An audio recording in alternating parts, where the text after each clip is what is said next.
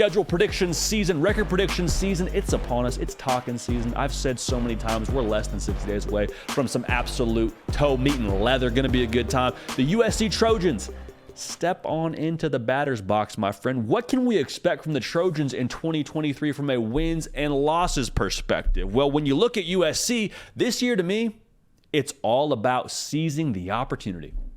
And the opportunity in front of USC is one more year with the best player / quarterback in all of college football, and that is Caleb Williams. The goal for USC is, can you make him not just your equalizer, but can you make him your edge in every single football game? And y'all know what I'm talking about. It's the same song, probably 37th verse we've talked about with USC. The defense has to be improved. And when I say improved, I just mean it has to be good enough to where you're not playing catch-up for the USC offense. It's not, man, we're in a shootout. It's 42-41, and that wasn't good enough, and this, that, and the other. Like, no. Caleb Williams is going to give you buckets pretty much every night. Pretty much every time he laces it up, he's going to be a force for you. If the defense can hold it down on their side of things and allow him to separate, allow that USC offense to separate, they're going to be in really good shape. But last year, obviously that wasn't the case. 30 points a game allowed. They got gashed against Utah and Tulane. They were 103rd in the country on third down last year. It's not good enough. Everybody in LA knows that's not good enough. And here's the impressive thing to me about Lincoln Riley. We'll talk about that in a second. Make sure you're subscribed. Make sure you've liked the video. Make sure you're following me on Twitter, on Instagram, at JD Piquel. Okay? Thank you in advance. All right, so back from that cliffhanger. The interesting thing and the impressive thing to me about USC this offseason is the way Lincoln Riley has addressed the roster through the portal. You're saying, well, JD, he always goes to the portal. We know that's how Lincoln Riley, that's how he gets down. Like, he's going to go to the portal. Yes, I understand that. But the pieces they've added, to me, are showing a lot of self-awareness with Lincoln Riley. Because whenever, you have your weaknesses, it's not fun to look in the mirror and look at your weaknesses. We'd much rather go back to what we're comfortable with and lean into our strengths. Lincoln Riley, he's an offensive guy. And he says, okay, well, we're losing games. Maybe we need to score more points. Maybe I need to get more pieces to put more points on the board. We kind of rev the engine on the horsepower offensively. That would have been the easy thing to do. Instead, he goes to the portal and takes 8 of the 14 guys from the transfer portal on the defensive side. 6 of those guys on the defensive side were what I like to call trench players. So like linebackers, edge defenders, defensive linemen, guys that are going to make your football team tougher within that front 7. That was the emphasis for Lincoln Riley through the transfer portal. And that's self-awareness to me. Like, USC is built like a speedboat. We've compared a lot of teams to speedboats on this show. We'll do one more with USC. They're a speedboat. They have the ability to go fast. But you see now the speedboat's taking on a little bit of water. Everyone's saying, hey, coach, taking on some water here. The defense is allowing 30 points a game. We got problems. You have 2 choices. You can say, okay, we're a speedboat. Let's go faster and get to shore and just gun it and try to find a way to get through there. Or you have the self-awareness, the humility to say, okay, let's take a step back. Let's address that. What do we need to do to fix that? And that's what I saw them do in the portal, if I'm being honest with you. That's the way that I think they handled it this past offseason, and I think that's going to be a benefit to them when it comes to the 2023 season.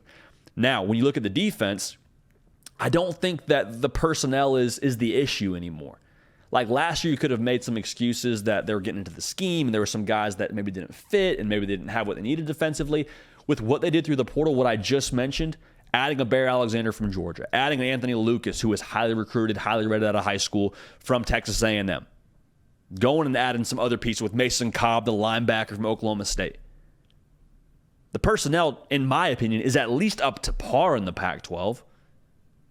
It's at least good enough to get to where you expect to go. So now the pressure shifts back to the defensive coordinator, Alex Grinch. It's got to be, whether it's practice, whether it's scheme, whatever you got to do to be able to get this thing turned around, I think it falls even more so on you this coming year than last year because you got better ingredients. If the ingredients are good enough and the meal isn't good, then whose fault is that? It's on the chef, right? It's on the person working with the ingredients. So with Alex Grinch now, I think you got good ingredients. I think you got what you need defensively to be good enough. Can you put it together? Has to be the year because you get Caleb Williams for one more year. Lincoln Riley's going to recruit the quarterback position well. He's going to have a guy every single year. I would imagine Malachi Nelson's probably the next guy in line. But you got a sure thing, as sure a thing as there is in college football, and Caleb Williams playing quarterback for you. Make good on that. All right, so for our prediction for USC's record for 23, let's take a quick look at this schedule here. And I really want to focus our attention on the back half, the last 6 games. They have the equivalent of the Pac-12 Hunger Games plus Notre Dame. And oh, by the way, Notre Dame has playoff aspirations themselves this coming season. So you go to South Bend, and then you got Utah.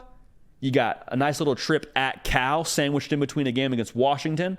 And then you got at Oregon and you have UCLA in Los Angeles. Obviously, it'll be virtually a home game with it being in the Rose Bowl, because I'm sure your fans will travel well. You hear what I'm saying? This is going to be a gauntlet for USC. And I'll say this, at Cal, that just screams trap game to me. It screams sneaky to me, but not predicting it. I don't think it's going to happen. I don't think they'll lose to Cal, but that's the one game where I'm like, man, I just wish they were playing that one at home from a USC fan.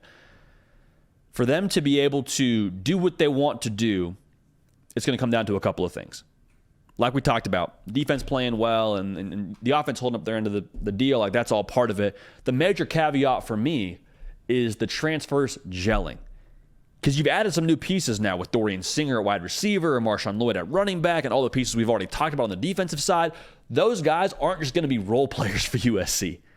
Those aren't going to be dudes that just trot out there and you ask them to play a couple of snaps for you. No, those dudes, I would expect the majority will be starters. Especially the guys that I just named. They will start for USC. They will play a major role for USC. So them being able to fit seamlessly in with that locker room and fit seamlessly in and adapt to the way USC does things, pick up the playbook, like that's all a very real thing. It's very difficult to go from one place to another, especially if you miss spring football, as Bear Alexander did. It's tough to adjust. It's tough to adjust, and it has to happen for USC to get to where they want to go. So when you look at the schedule, I think 9-3 is definitely something you could see happening. I mean, heck, you got to go at Oregon. Utah's been a problem for you in the past couple of seasons. I mean, Washington, who knows what they're going to be. You could see 9-3 on here. I think you could also very realistically see 12-0.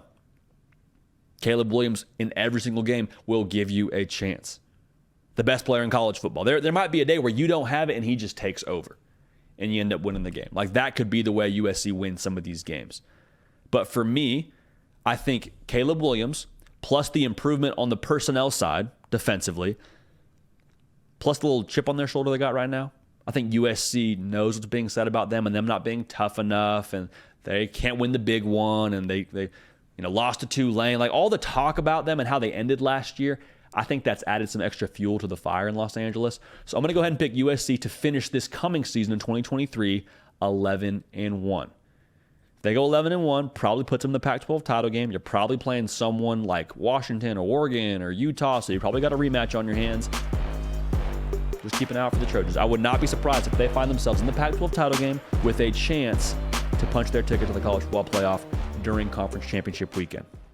Hey y'all, thanks so much for watching. Subscribe to the channel here to make sure you don't miss an episode of The Hard Count. Also be sure to check out other videos on the On3 YouTube channel.